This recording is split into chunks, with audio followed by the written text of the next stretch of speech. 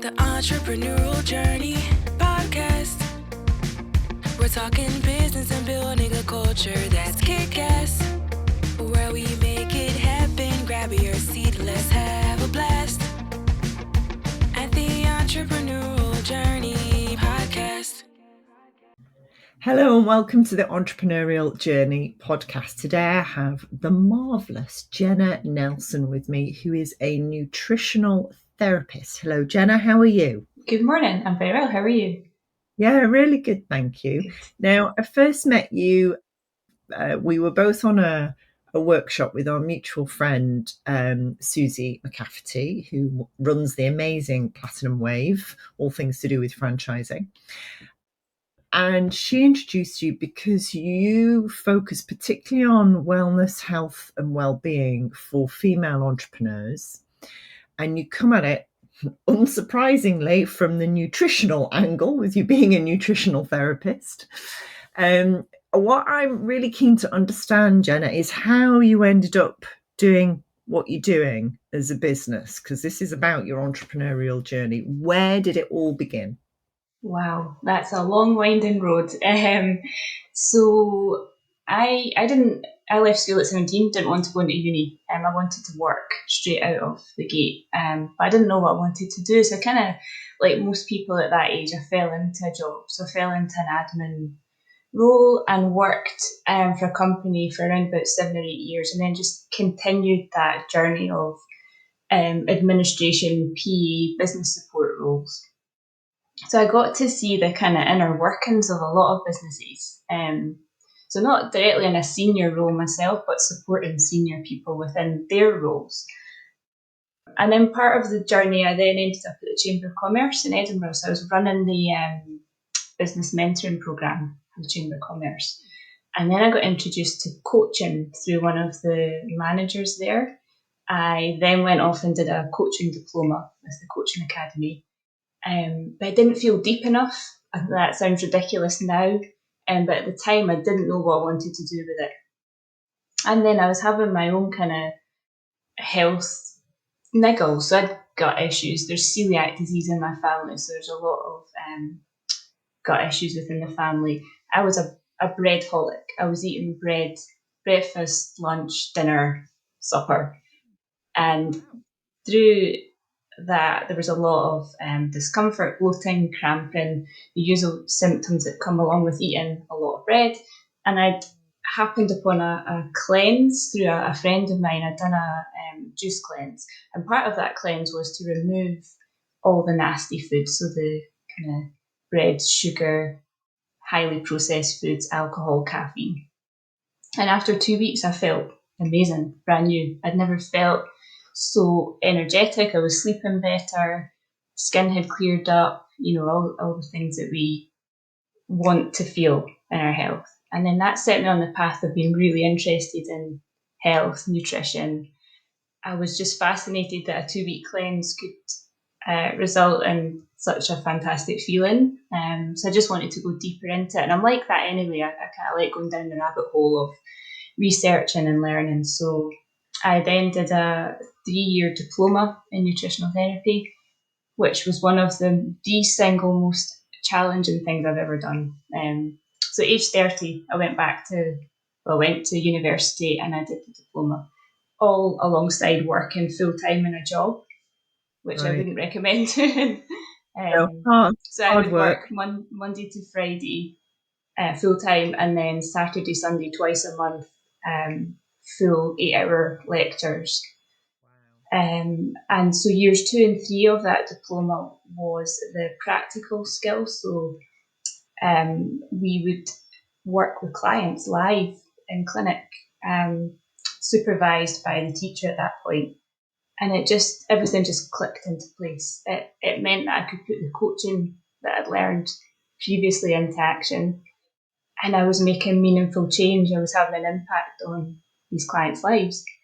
And that's what led me on that path, and that's why I'm doing what I'm doing now. It's just that direct impact with someone. That's amazing, and good for you. Yeah, it's really hard to work and study at the same time. Yes. I did a master's degree, 3 kids, working, master's degree. It's just, No one tells you how complicated and difficult and draining it is. No, yeah, 2 years of. Have you watched that on telly? No, I literally have watched no Yes. telly. I would have colleagues asking me, have you watched such and such series? And I'm like, no, I've had my head in a book all weekend. I don't even know what my name is. No, yeah, yeah. I can tell you the latest paper on return on investment on coaching, but I can't Yes, tell you it's on telly. I don't know Yeah, what's yeah. happening in life. It is all absorbing, but once you find, and I want to touch on that thing, a lot of people do coaching diplomas and then they go, yeah, but what kind of coach am I? Yes, It yeah, doesn't make sense until you find the thing yeah, that you want to use the coaching skill for, does it? definitely. I found that when I was doing the practical part of the coaching diploma, so I had to work with sort of test clients. It was always health related. It was always something to do with having more energy, wanting to sleep better, wanting to lose weight, always health related. So it's really cool that I can bolt those two things together. Now that profession does now exist. It didn't exist 10 plus years ago. You now get health coaches. But I count myself really fortunate that I've got that deep knowledge in nutrition and also that deep understanding of coaching. So those two worlds work really well together. Yeah, without a shadow of a doubt. And, you say the people you were coaching had health issues. Mm, If we're going to go down the woo woo path, that's the universe sending you the people you need to coach to teach absolutely. you what you need to learn. Yeah. Absolutely. 100% agree. Yeah, totally. All right. So, nutrition is a fascinating area, and it amazes me that we're not taught about nutrition from a very young age. It is so important. Junk in, junk out. That's Absolutely. the basis, is good in, good out. So Mm. what are the major shifts you've seen in some of your clients? Kind of how have they ended up on your doorstep, and what have been the outcomes for them? Yeah, so my clients tend to be women who are perimenopausal or menopausal, so 35 upwards. And it usually manifests as a complete lack of energy, a lack of focus, um, a swing in their energy where they maybe felt in their younger years that they had endless energy and they would just go at life 100%. And then once they hit sort of mid 30s, early 40s, a significant slowdown.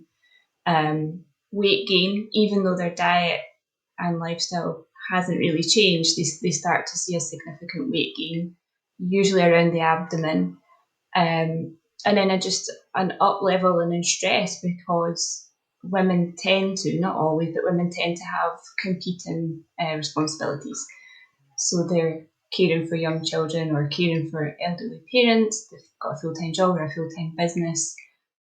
Health tends to backslide back down the list of priorities.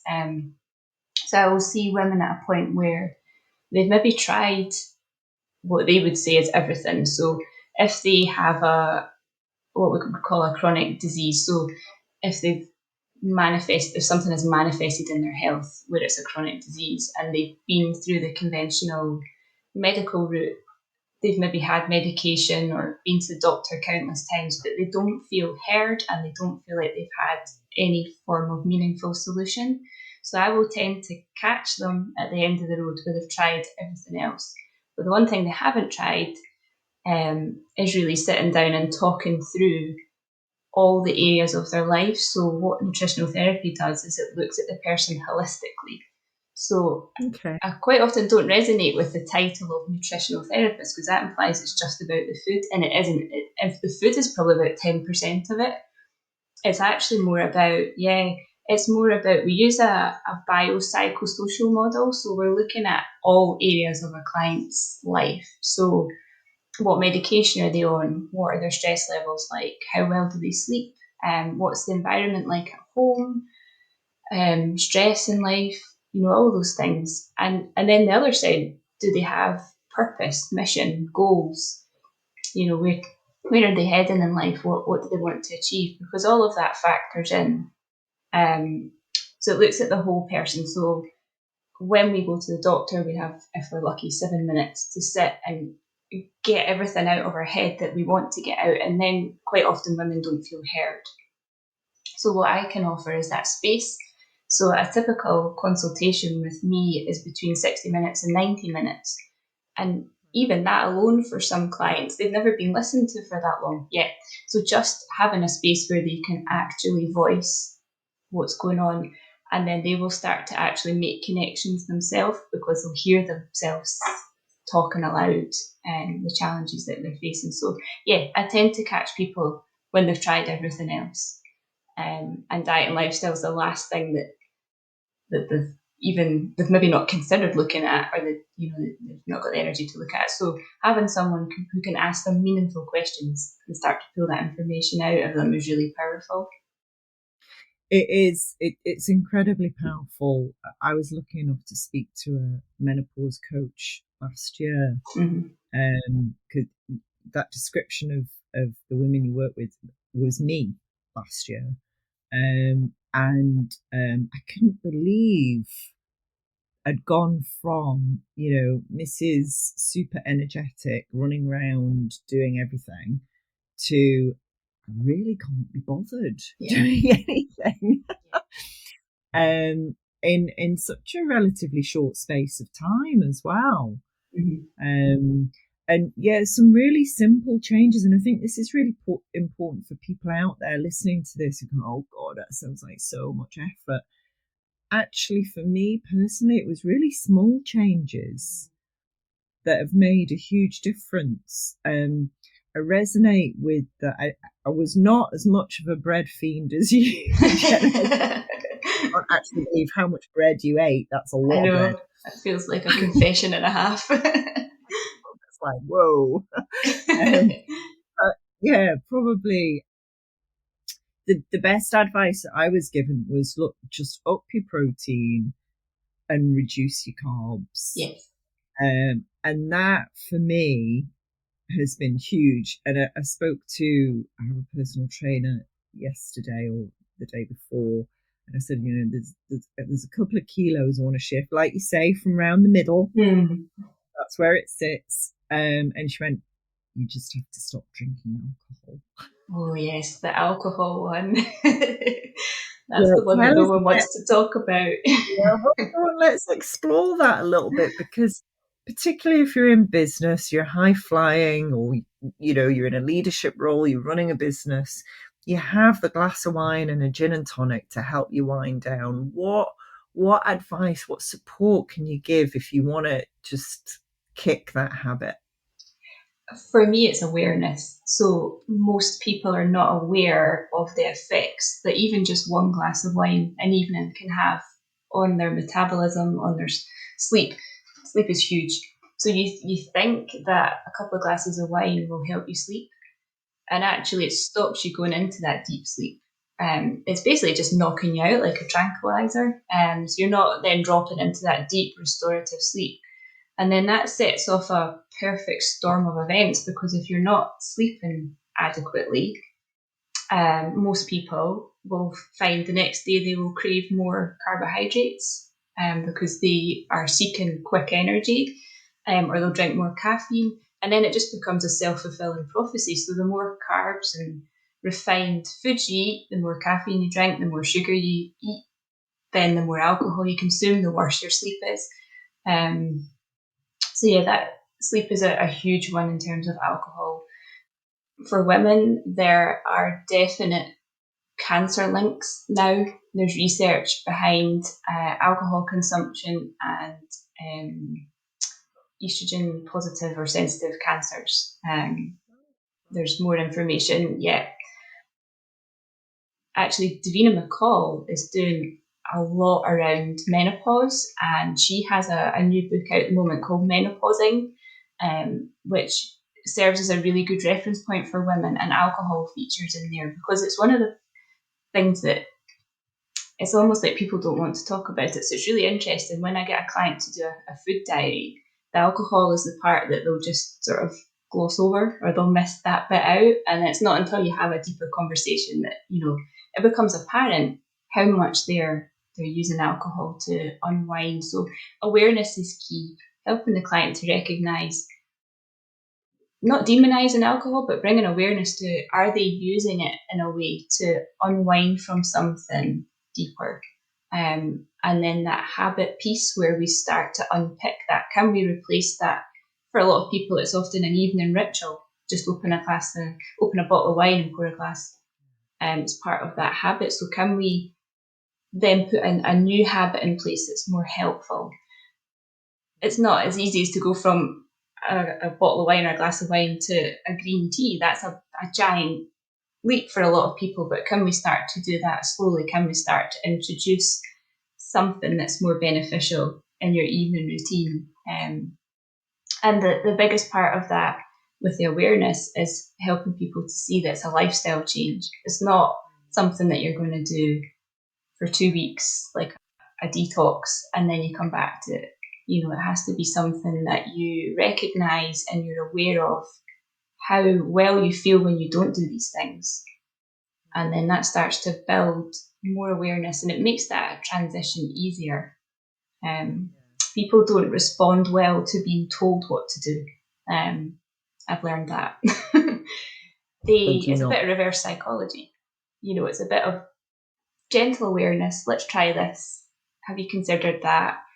Let's trial and error it. Let's see how it works for you. And they then come to their own conclusion, which makes that change so much easier. Yeah, you sound like my yoga teacher. I invite you to attempt this Yes. pose. You're very welcome to do this pose. Right. Okay, I know what you're saying here, but even though I know what you're saying, I'm still going to give it a go because you've said it in such a lovely way that I'm more inclined. Yeah, and my clients are deeply driven women where there's a lot of underlying emotional factors too, so that there can often be a lot of inferiority or perfectionism underneath that, and that drives symptoms too. So they don't take well to being told what to do, and they'll push back. So that coaching part is really powerful, where we can have that that conversation and get everything out on the table, and let's find a way of bringing awareness to this that works for that person, rather than me just telling them what to do and then they go off and do it and it doesn't work for them because they're not really invested in what they're doing. Yeah, definitely. You have to find your own way. So yeah. My trainer was saying, and I don't know how true this is, you can confirm or deny this. She said, basically, look, if you exercise and then within 48 hours, if you have alcohol, it kind of wipes out the exercise you've done. It kind of negates almost the work you've done. Is that the case from a metabolic point of view? Yeah, I guess where she's coming from is to do with metabolism. So alcohol is essentially pure sugar. So you're drinking your carbohydrates. So what that does is it mucks around with your insulin levels. So while your body's processing the alcohol, so your liver is filtering out the alcohol, it isn't processing anything else. It's only dealing with that toxin.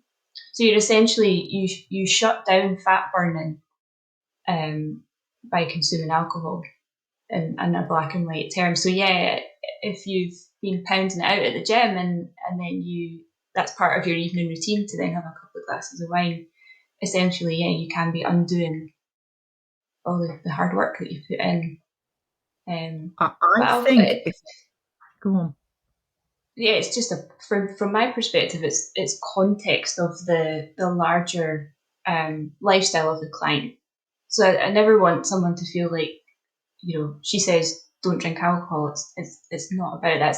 It's the awareness. It's recognizing, too much of something is just the same as not enough of something else. So it's having that balance of, if you enjoy the alcohol, where does it fit in your life?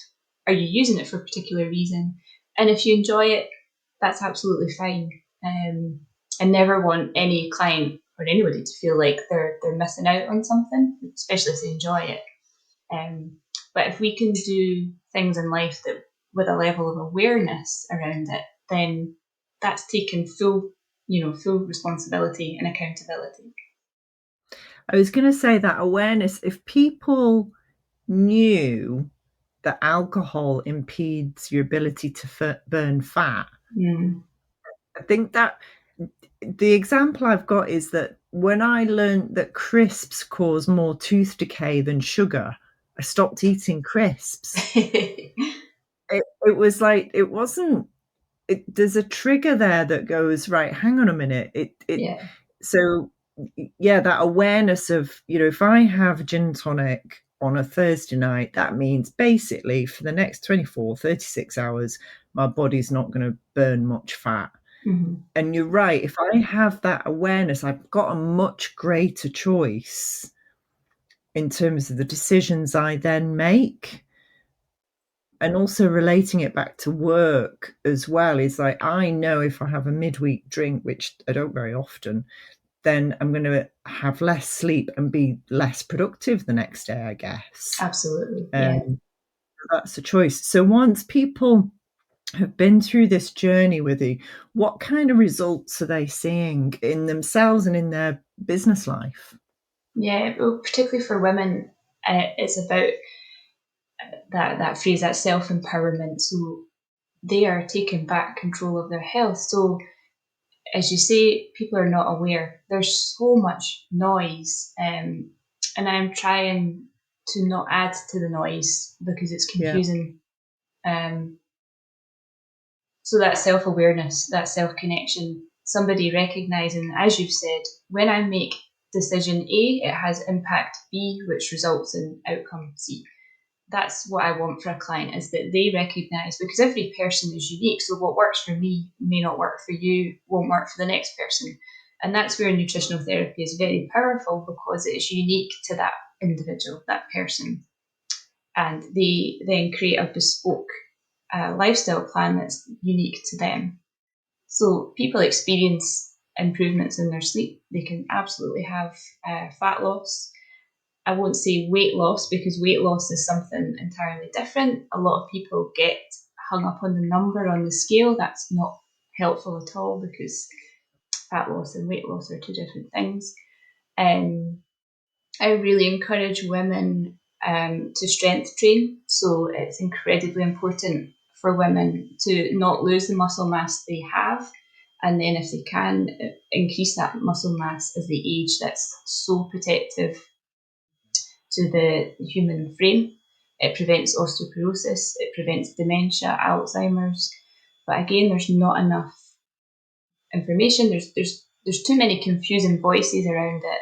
And from my experience, a lot of women are cardio bunnies. So they will pound it out on the treadmill or go a hit class is slightly different. HIIT's great for you, but that cardio piece where you've got an over adrenalized system anyway because you're highly stressed, and then you're adding more adrenaline on top of that by running at a fast pace on a treadmill.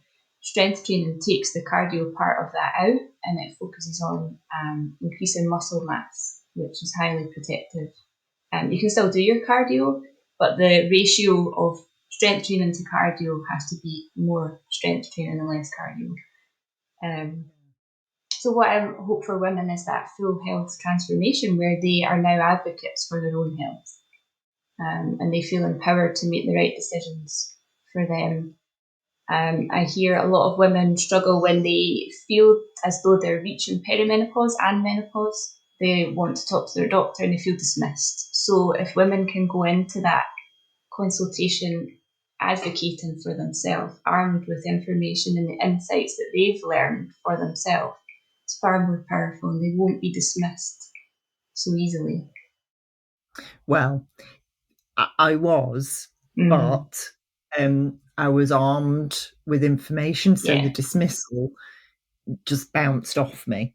So that was good. And I think, again, we've got listeners all over the world, but for those in the UK, we're aware that the NHS is broken. I think we're now all freely admitting that. It's been broken for a long time. We're now all freely admitting it openly. And there's a lot of talk about how we must take responsibility for our own health, which I wholeheartedly agree with, but that has to go hand in hand with proper support, proper education, proper knowledge and insights. As you rightly say, for each individual, you can't get that in a 7-minute consultation with your GP with the best will in the world. So how are you getting this message out to as many people as possible? What can we do to help get this message out? That's the golden question. A lot of this, back to awareness, people don't know what they don't know. So they're unaware that their symptoms typically have a deeper rooted cause. So what nutritional therapy does is look through the lens of root causes. So we have a medical system that essentially is a pill for an ill. So a person will have A symptom and be given B medication. And that has its place, absolutely. Yeah, of course. In the long run, it still doesn't look at the root reason why that symptom has appeared. The human body is phenomenal and it's incredibly complex. It's a system of systems, and what nutritional therapy does is looks at all of those systems together holistically. It doesn't just look at one symptom. So digestive issues is a kind of key one. So a lot of people might have IBS or IBD or underlying gut issues, but at no point are they looking at their diet. They're not looking at their stress levels. They're not looking at their sleep, their alcohol consumption. So it's looking at all of that holistically. So I would really encourage people to really look at their entire life holistically. So we would do that with coaching. We would take a person through almost like the wheel of life. But can you do that with your health? Can you look at your energy, your sleep, your motivation, your skin health, your hair health, your metabolism, all of those areas of health, and ask yourself, could there be underlying reasons why these don't feel up to par, and start to educate yourself. We have so much information, but knowing where to look is the kind of the difficult part. But there is information out there, and then try it. That's the big part for me, is trial and error. Just pick something and try it. You're not going to get it wrong, and you might actually get a really good outcome. Definitely. Yeah, definitely. It's so important. So I think I applaud what you're doing. I think men need this too, definitely. Absolutely, yes. And I realize as a coach and a businesswoman, you have to kind of niche somewhere, which great, perfect. I think, men, I've just had a friend of a friend had a massive heart attack. Definitely. Lifestyle didn't help. I think there was a hereditary issue there too, but lifestyle didn't help either.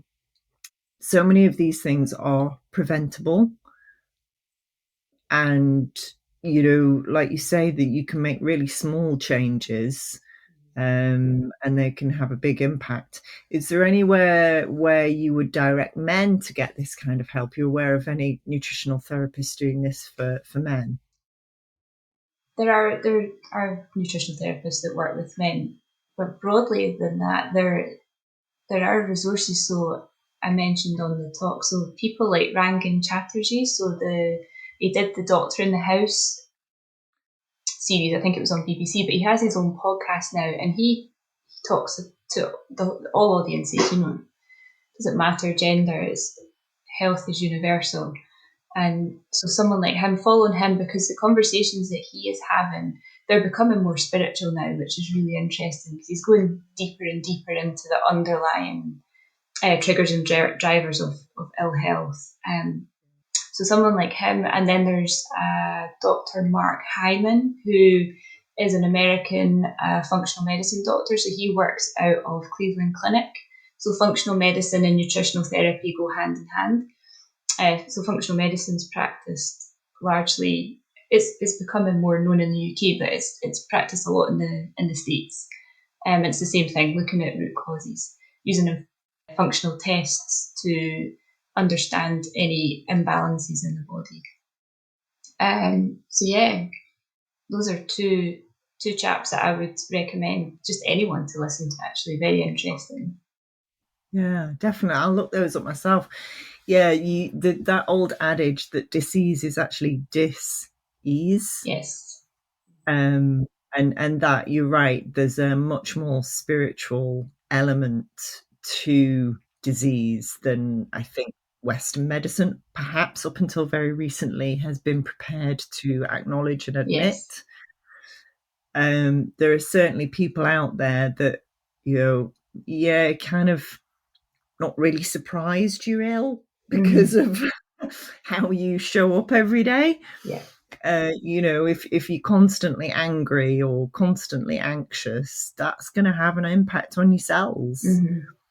If you're a bit more happy and relaxed, that's going to have an impact on your cells. And for a lot of people, if they have never had the awareness part, if no one's ever said to them, you do come across as very anxious, or do you get enough sleep, or how well do you eat? If no one's ever asked them those questions, then how do they know? The doctor's not asking them. They don't have time to ask. And it's back to that, people don't know what they don't know until they do know, and then they can do something about it. And people are on a continuum. So for some people, just picking up a book might be a step too far, but they'll maybe listen to a podcast and something in that will resonate just enough to make them make a small change. And other people are at the other end of the continuum, where they're ready to do that deep transformational work. They're on a spiritual path, and they're ready to go deep with it. So it's connecting with the person wherever they are on their journey. It's powerful. Yeah. When the student is ready, the teacher shall appear. Absolutely. Now, if your business had a personality or a character, Genna, how would you describe it? Personality or a character? Yeah. So I am deeply led by my intuition. So let's go down that woo-woo path even further. Yeah. Love it. What about Obi-Wan Kenobi? Yes. Did he said something like, trust in yourself, believe in yourself? I think it was something that he said.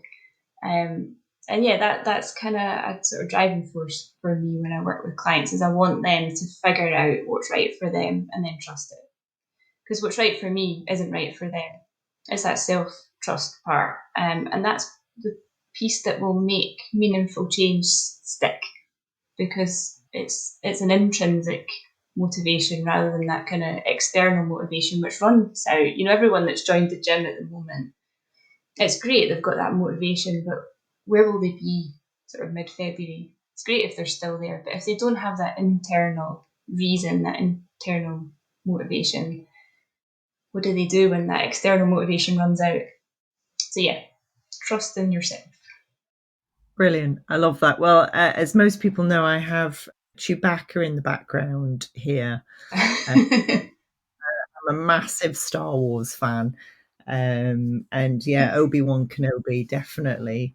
Trust the Force, Luke. Yes. And of course, the Force is within you. Absolutely. So yeah, marvellous. That's amazing. Genna, I knew it would be an utter delight to speak to you, and it has been. I wish you every success in your business, and I trust Susie's judgment. She recommends you, so I can highly recommend you to people. We'll put links to your website on the podcast notes, so people know how to get hold of you. Thank you so much. Thank you. The Entrepreneurial Journey Podcast. We're talking business and building a culture that's kick-ass, where we make it happen. Grab your seat, let's